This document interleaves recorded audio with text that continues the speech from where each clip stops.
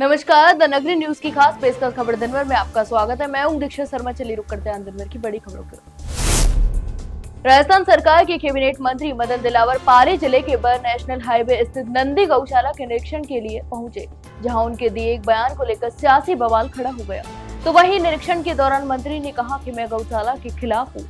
इस बयान का वीडियो भी सोशल मीडिया पर जमकर वायरल हो गया, जिसे कांग्रेस ने भाजपा पर निशाना साधने के लिए हथियार बना लिया। तो वहीं कांग्रेस नेता और नेता प्रतिपक्ष टीकाराम जूली ने सोशल मीडिया प्लेटफॉर्म एक्स पर भाजपा को घेरते हुए लिखा कि गौ माता का अपमान कब तक सहेगा राजस्थान। तो वहीं गौ माता के नाम पर वोट असलियत में गौशालाओं के विरोध में भाजपा है, तो वही भाजपाइयों का असली चेहरा है। तो वहीं टीकाराम जूली ने अपने पोस्ट में लिखा कि भाजपा हमेशा गौ सेवा की आड़ में राजनीति करती है, लेकिन अब उनकी असलियत खुद उनकी सरकार के मंत्री ही उजागर कर रहे हैं। इसके अलावा उन्होंने कहा कि जब भाजपा के मंत्री खुलेआम ये कहे कि वे गौशालाओं के खिलाफ हैं, तो वह इससे साफ हो जाता है कि गौ सेवा भाजपा के लिए केवल एक चुनावी मुद्दा है, न कि आस्था या संवेदनशीलता का विषय। उन्होंने इसे भाजपा का दोहरा चरित्र बताया और कहा कि जनता सब देख रही है।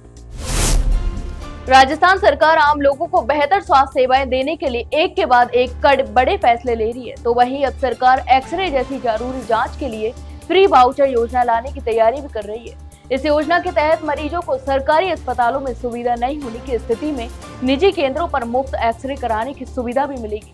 तो वहीं स्वास्थ्य विभाग द्वारा हाल ही में कराए गए सर्वे में चौंकाने वाले आंकड़े भी सामने आए हैं। इसके अलावा प्रदेश के 204 सामुदायिक स्वास्थ्य केंद्र, CSC और 8 सैटेलाइट अस्पतालों में एक्सरे जैसी बेसिक जांच की सुविधा मौजूद रही है। इन अस्पतालों में ना तो एक्सरे मशीनें हैं और ना ही टेक्नीशियन या जरूरी संसाधन। इस कमी के चलते मरीजों को मजबूरी में निजी लैब में जाकर पैसे खर्च कर जांच करानी पड़ती है। यह वाउचर मॉडल गर्भवती महिलाओं के लिए पहले से सोनोग्राफी जांच में लागू है, तो अब उसी तर्ज पर एक्सरे जांच के लिए भी मरीजों को वाउचर दिए जाएंगे, जिससे वे निजी सेंटर पर जाकर मुफ्त जांच करा सकें। राजस्थान के अलवर जिले में खेड़ली कस्बे में एक दिल दहलाने वाला मामला सामने आया, जहां एक पत्नी ने अपने प्रेमी के साथ मिलकर पति की हत्या करा दी है। इस खौफनाक वारदात की साजिश में पत्नी, प्रेमी और सुपारी किलर भी शामिल थे। तो वहीं सबसे चौंकाने वाली बात यह रही कि हत्या के समय पति पत्नी का 9 वर्षीय बेटा भी उसी कमरे में मौजूद था। उसने जो कुछ अपनी आंखों से देखा वह पुलिस को बताया, जिससे पूरी साजिश का पर्दाफाश हो गया।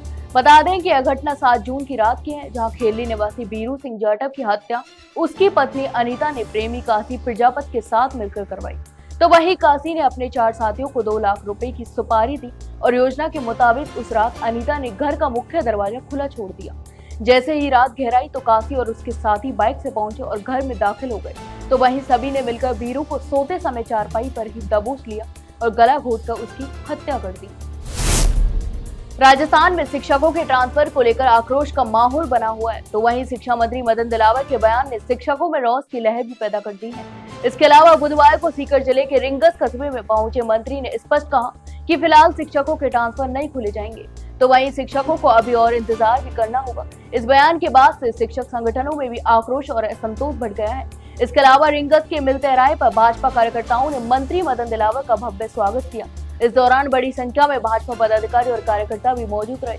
तो वहीं स्वागत कार्यक्रम के बाद जब मीडिया ने शिक्षकों के ट्रांसफर को लेकर सवाल किया, तो मंत्री ने साफ कर दिया कि इस प्रक्रिया पर अभी तक कोई निर्णय नहीं लिया गया है। इसके अलावा राजस्थान शिक्षक संघ और राजस्थान शिक्षक संघर्ष समिति ने सरकार के इस रवैये के खिलाफ मोर्चा भी खोल दिया है। इन दोनों संगठनों ने संयुक्त रूप से जयपुर में शिक्षा मंत्री को ज्ञापन सौंपा और चेतावनी दी कि अगर जून महीने में ट्रांसफर प्रक्रिया शुरू नहीं की गई तो पूरे प्रदेश में आंदोलन भी किया जाएगा।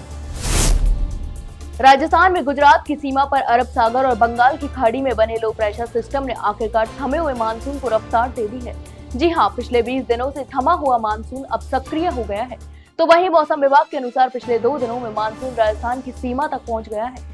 संभावना है कि आने वाले दिनों में मानसून राजस्थान में औपचारिक एंट्री कर लेगा। इसके अलावा मौसम विभाग ने बुधवार को राज्य के 28 जिलों में बारिश का अलर्ट भी जारी किया है, जिनमें से 15 जिलों में भारी बारिश की चेतावनी भी दी गई है। इसके अलावा जयपुर सहित कई जिलों में बुधवार सुबह से हल्की बरसात भी हो रही है। तो वहीं सिरोही में सुबह करीब 4 घंटे तक मूसलाधार बारिश हुई, जिससे बाजार और सड़कें पानी में डूब गई। इसके अलावा मंगलवार को भी जयपुर सहित 12 जिलों में 1 से 3 इंच तक बारिश दर्ज की गई। तो वहीं राज्य भर में सक्रिय मानसून से अब लोगों को गर्मी से राहत मिलनी शुरू हो गई है। इसके अलावा आने वाले दिनों में बारिश और भी तेज हो सकती है। नागौर जिले के रियाबड़ी कस्बे में सोमवार से बजरी खनन के विरोध में अनिश्चितकालीन बंद की घोषणा कर दी गई है। स्थानीय लोगों में इस मुद्दे को लेकर जबरदस्त आक्रोश भी देखने को मिल रहा है। इसके अलावा क्षेत्रवासियों ने बाजार पूरी तरह से बंद करवा दिए और सड़कों पर उतरकर विरोध प्रदर्शन भी शुरू कर दिया है। तो वहीं रियाबड़ी के लोगों का कहना है कि बजरी खनन से न केवल पर्यावरण को नुकसान पहुंच रहा है, बल्कि क्षेत्र में धूल, शोर और ट्रैफिक की समस्या भी गंभीर होती जा रही है। तो वहीं स्थानीय लोगों की जिंदगी भी प्रभावित हो रही है, लेकिन प्रशासन की ओर से अब तक कोई ठोस कदम नहीं उठाए गए। तो वहीं मांगों को लेकर स्थानीय व्यापारियों, युवाओं और सामाजिक संगठनों ने एकजुटता दिखाई और बाजार पूरी तरह से बंद कर दिए गए। तो वहीं बाजार बंद के दौरान लोगों ने चेतावनी भी दी कि यदि प्रशासन ने जल्द समाधान नहीं निकाला तो आंदोलन और भी तेज किया जाएगा। पाली जिले के रोहट कस्बे में वंदे गंगा जल संरक्षण अभियान के तहत पर्यावरण संरक्षण को लेकर नर्सरी में वृक्षारोपण कार्यक्रम का आयोजन किया गया। तो वहीं कार्यक्रम के मुख्य अतिथि रोहट के उपखंड अधिकारी पूरन कुमार रहे। उन्होंने नर्सरी परिसर में पौधारोपण कर पर्यावरण संरक्षण की जिम्मेदारी निभाने का संदेश भी दिया और सभी अधिकारियों व आमजन को भी इस दिशा में जागरूक रहने की अपील भी की। इसके अलावा वन विभाग के रेंजर प्रकाश चौधरी ने मौके पर स्कूली बच्चों को नर्सरी में लगाए गए विभिन्न पौधों की जानकारी दी और बताया कि किस प्रकार ये पौधे आने वाले समय में पर्यावरण को सुरक्षित रखने में योगदान देंगे। इसके अलावा बच्चों ने भी इस जानकारी को उत्साहपूर्वक सुना और पौधों की देखभाल का संकल्प भी लिया। तो वहीं पौधारोपण कार्यक्रम के दौरान एसडीएम पूरन कुमार ने रेंजर चौधरी को निर्देशित किया कि आगामी दिनों में शुरू होने वाले वृक्षारोपण अभियान की तैयारी अभी से की जाए। इसके अलावा उन्होंने कहा कि जल संरक्षण और हरियाली दोनों साथ चले, इसके लिए समाज और प्रशासन को मिलकर काम करना होगा।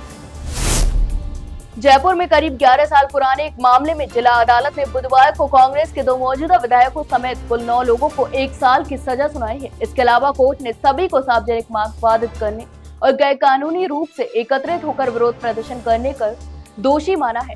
तो वहीं यह मामला 13 अगस्त 2014 का है, जब दोषियों ने राजस्थान विश्वविद्यालय के मुख्य गेट के बाहर जेएलएन मार्ग को लगभग 20 मिनट तक जाम कर दिया था। इसके अलावा अभियोजन अधिकारी कविता पिंगोलिया ने बताया कि कोर्ट ने लांडरू से विधायक मुकेश भाकर, शाहपुरा से विधायक मनीष यादव, झोटवाड़ा विधानसभा से कांग्रेस के पूर्व प्रत्याशी अभिषेक चौधरी सहित कुल 9 आरोपियों को दोषी ठहराया है। तो वहीं बाकी दोषियों में राजेश मीणा सहित कई लोग भी शामिल हैं। तो वहीं पुलिस ने इस मामले में 11 अगस्त 2016 को चालान कोर्ट में पेश किया था। तो वहीं लंबे ट्रायल के बाद अब यह फैसला सामने आया है। इसके अलावा सजा सुनाए जाने के तुरंत बाद अदालत ने सभी को जमानत पर रिहा कर दिया। तालेड़ा कस्बा में मानसून की पहली बारिश ने स्थानीय प्रशासन और संबंधित विभागों की तैयारियों के पोल खोल दिए हैं। तो वहीं शुक्रवार को हुई बारिश के बाद उप स्वास्थ्य केंद्र तालेड़ा का पूरा परिसर जलमग्न हो गया, जिससे मरीजों और मेडिकल स्टाफ को भारी परेशानी का सामना करना पड़ा। यह समस्या कोई नई नहीं है, यह लगातार दूसरा साल है जब बरसात में अस्पताल परिसर में पानी भरने की स्थिति बनी हुई है, लेकिन अभी तक कोई स्थायी समाधान नहीं किया गया। तो वहीं स्थानीय निवासियों का कहना है कि अस्पताल के चारों ओर की नालियों की नियमित सफाई नहीं होती और जल निकासी की कोई पुख्ता व्यवस्था भी नहीं की गई है। खासकर कस्बे के मुख्य बाजार क्षेत्र में सार्वजनिक निर्माण विभाग द्वारा अधूरी छोड़ी गई नालियां पानी के बहाव को रोक देती हैं। इसके चलते पानी जमा होकर अस्पताल की ओर बहने लगता है और परिसर में घुस जाता है। इसके अलावा अस्पताल के आसपास अतिक्रमण की समस्या भी बनी हुई है। तो वहीं जलभराव की एक बड़ी वजह है, कई जगहों पर अतिक्रमण के चलते पानी की निकासी अवरुद्ध हो जाती है, जिससे लोगों को भी परेशानियों का सामना करना पड़ता है। ब्यावर स्थित जवाहरलाल नेहरू अस्पताल में अव्यवस्थाओं और कर्मचारियों की मनमानी एक बार फिर सामने आई है। इस बार मामला दिव्यांग यूनियन के प्रदेश अध्यक्ष और सामाजिक कार्यकर्ता पप्पू पहलवान से जुड़ा है, जिनके साथ एक्सरे विभाग में कर्मचारियों ने अभद्रता की।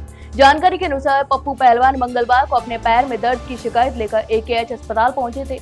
उन्हें एक्सरे करने की जरूरत थी, लेकिन जब वे एक्सरे विभाग पहुंचे तो वहां मौजूद कर्मचारियों ने उनके साथ असभ्य व्यवहार किया और अनावश्यक बहस में उलझा दिया।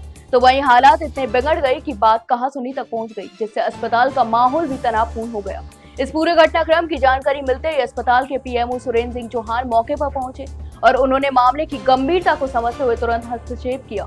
तो वहीं पीएमओ ने एक्सरे विभाग के कर्मचारियों को जमकर फटकार लगाई और पप्पू पहलवान के पैर का तत्काल एक्सरे करवाया। तो ये थी दिन भर की तमाम बड़ी खबरें। कल फिर आपके साथ रूबरू होंगे, तब तक के लिए नमस्कार।